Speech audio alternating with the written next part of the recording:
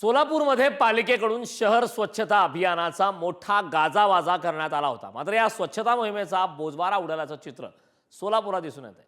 शहरातील रस्त्यावर ठिकठिकाणी कचऱ्याचे ढीग दिसून येत आहेत।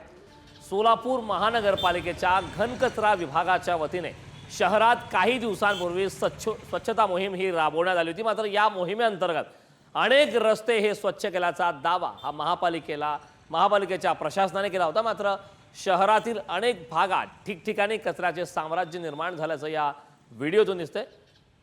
तर याचाच आढावा घेतला आमचे प्रतिनिधी अनिकेत गायकवाड यांनी। सोलापूर महानगरपालिकेकडून मोठ्या प्रमाणात स्वच्छता अभियान राबवण्यात आलं। मात्र आज आपण पाहायला गेलं तर नवी पेठ परिसरामध्ये मोठ्या प्रमाणात कचऱ्याचे ढीग जे आहेत ते पडल्याचं चित्र आपल्याला दिसून येते। खरं तर आपण बघितलं गेलं तर ही जी मुख्य बाजारपेठ म्हणून समजली जाते सोलापूर शहरातील नवी पेठ, आणि याच परिसरात मोठ्या प्रमाणात रस्त्यावरती कचऱ्याचे ढीग जे आहेत ते पडल्याचं चित्र आपल्याला दिसून येत आहे।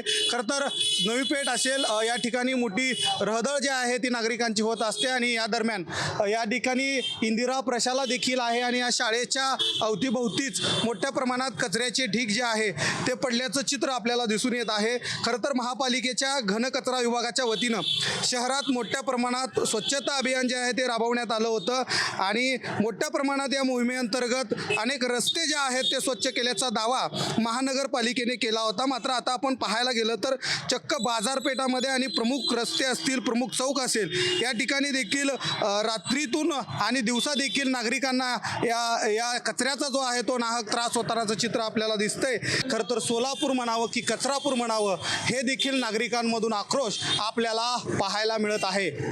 अनिकेत गायकवाड, पुढारी न्यूज, सोलापूर।